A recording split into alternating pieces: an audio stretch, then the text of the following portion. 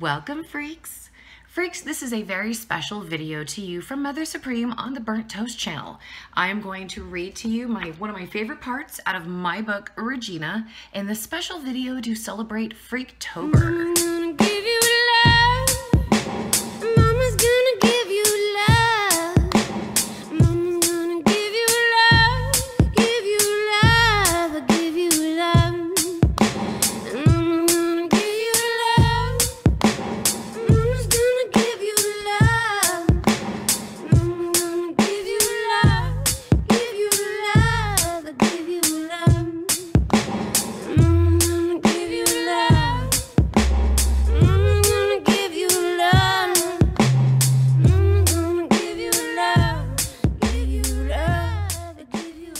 Okay, fans, so thank you very much for being here for this special video. My admins asked me to please post something special for you guys for Freaktober, and I decided to read an excerpt out of my book, Regina. Now, guys, this is my first book. It is the first book out of the trilogy called the Dellengrad Trilogy. And here's the synopsis that I put on the back.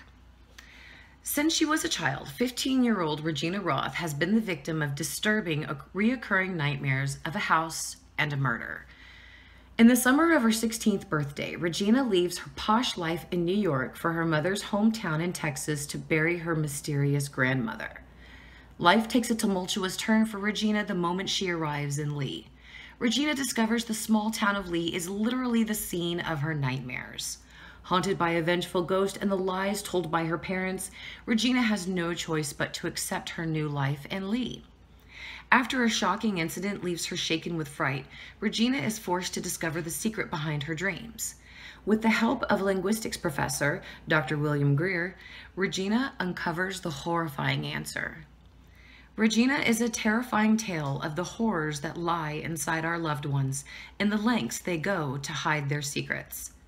And a plan created long ago by an evil family is finally set into motion.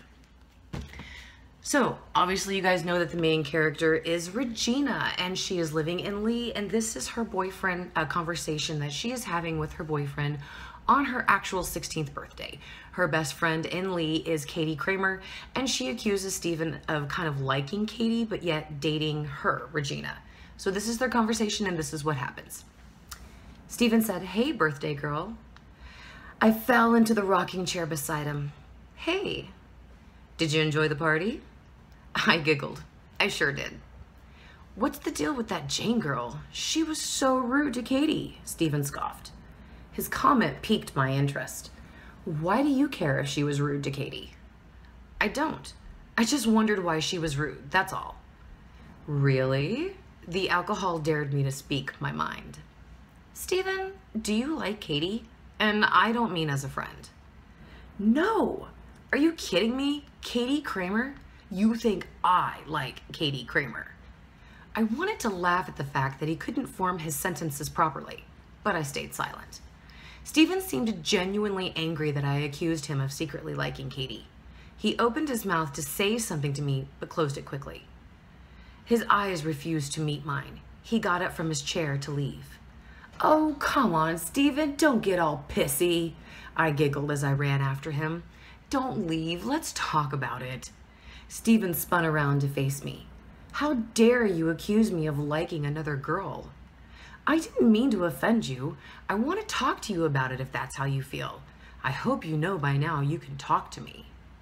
We stopped near his car in the driveway. It was empty of most of the cars except for those spending the night. A small shed with Grandpa's lawnmower was 20 feet from us. I heard a cat meow near the shed. The stars were out and I wanted to look at them, but Stephen was furious with me. "Why do you think I like Katie?" he asked. "I saw you console her tonight. If there's something going on between you two, just tell me. I won't be mad. I'm not that kind of girl." The cat meowed again, but this time it was much closer. "There's nothing going on between me and Katie or any other girl, and it pisses me off that you think there is." "I think you're misunderstanding me. I'm not accusing you of anything. I asked you a question and you answered it. I didn't think it would piss you off." "Well, you did," Stephen shouted. Calm down. I said I was sorry. I said that right as the cat meowed again. I looked in the direction of the sound and didn't see anything. I'm sorry. Don't be mad at me. I took his hand into mine and kissed his knuckles. My charm worked and he smiled at me. Meow! Stephen and I looked in the direction of the shed. This time, the cat sounded like a person trying to scream like a cat. I tightened my grip around Stephen's hand. We looked at each other with fear.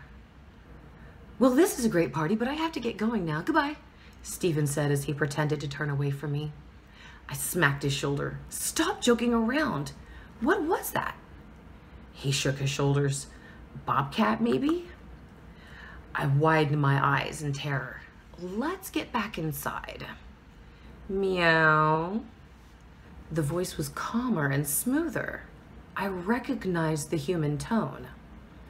The world stood still as the wind blew through the trees. I don't know why we didn't move from the driveway. I think we were too scared to move. Out of the darkness, I saw something crawling along the ground. He was covered in something that conformed to his body. His yellow eyes met ours, and I screamed. My voice echoed into the night and invaded every inch of space above us. My scream jolted Stephen into action. He pushed me just enough to get me to run. Stephen shouted at me not to look back as we ran into the sunroom. The door was closed, but unlocked. Our heavy footsteps thumped hard against the concrete. I reached for the door and opened it. Stephen's screams made me turn around. I saw him being pulled away from me. His large hand was clasped on the door. It was the only thing saving him. Help me, Regina, he shouted. I grabbed a hold of him with both hands and tried to pull him inside, but something strong had a tight grip on Stephen and wouldn't let him go. I grabbed the door frame with my right hand and pulled Stephen with all of my might. I managed to get the most of him inside after I regained my strength, and then I pulled him again. His body came tumbling on top of mine. My head slammed against the concrete floor when I fell to the ground. My vision went fuzzy and I barely heard Stephen's screams. I tried to focus on him and the blood exploding from his arm, but I couldn't. Everything went black. Okay, and then this is when Regina goes to check on Stephen after they had been to the hospital. I walked silently across the cream-colored tile and opened the door to Stephen's room. A curtain surrounded the outside of his bed and the lights were off. The television was silent. The only light came from something on Stephen's nightstand on the other side of the curtain. I closed the door softly and clasped my hands together with anxiety. Now that I was here, I didn't know what to say. So I whispered, Stephen? I saw his head poke up from the bed. Who's there? The fear in his voice was incredible. I spoke fast. It's Regina. I only came to see if you're okay. Are you alone?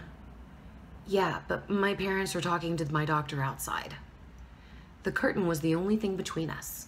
I felt incredibly guilty for what happened to him and had to know that he was okay. Fear took a permanent residence in poor Stephen Rank's shattered body. Even his shadow shivered from fright. I don't want you near me. Get out or I'll scream. No, Stephen, please don't. Just tell me you're going to be all right. Then I'll go. I promise. I promise. I spoke in a soft tone and I didn't move an inch for fear of scaring him. He seemed to relax after I said that. I'm going to live, he said. His voice sounded a little stronger. Okay, that's all I wanted to know. I have no idea what that was or what happened, but I don't want to push you into talking about it. I'll leave now. I'm glad you're okay. I was worried about you. Bye, Stephen. Wait. His soft voice rolled off the sheet. Regina, open the curtain. I gripped the curtain and pulled it across my body. Stephen sat in the bed with a horrible look on his face, as if his mind never broke away from what happened to us, and he constantly lived in that harrowing moment. His short hair was bloody and disheveled, and big white bandages surrounded his right arm and shoulder. The padding in that thing had to be 3 inches thick. The skin around his eyes was black and purple. I felt the tears rise up in my eyes. Oh, Stephen. I'm fine. Everything looks worse than it really is. The doctor says I'll make a full recovery. Thank the universe, I said and stepped closer to him. Stay away from me, Stephen shouted. He got a hold of himself when he saw the shock on my face. Look, just don't come any closer. I only asked you in here to make sure you understand me. Don't call me, visit my house, or try to see me. Just stay away from me. Why? I asked with shock. I saw what attacked me, Stephen said in an eerie whisper. I held my breath as I listened to him. Everything happened so quickly, but I saw your little cousin, Michael, crawl out of the darkness and transform into some sort of monster. Michael attacked you? I gasped. He turned into a monster? It was dark, but I saw him. He transformed like a werewolf, but he wasn't a werewolf. No, he was something else. My hands trembled as I asked, "Did you tell anyone what you saw?" Stephen shifted his eyes to mine. His face was pale and sweaty. He cracked his joints in his arms, legs, and fingers as he spoke to me. It won't matter who I tell. They'll only say I got in its way. No big deal. I stayed silent for a while. What was he babbling about? It's a big deal to me. Please tell me. Let me help you. Stephen stared into the space above my head for a few minutes while his lips silently moved. He seemed to be talking to someone only he could see. I heard, "It came for me because of her."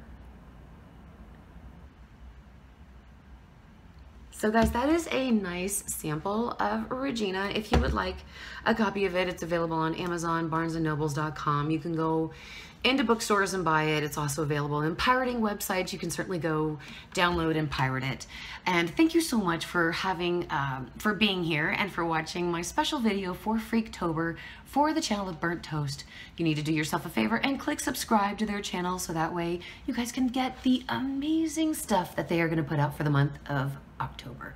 Thanks again for watching, and this is Mother Supreme saying I will be back to read part of Resurrection, which is my second book in the trilogy, and to say thank you all for watching and have a wonderfully evil day.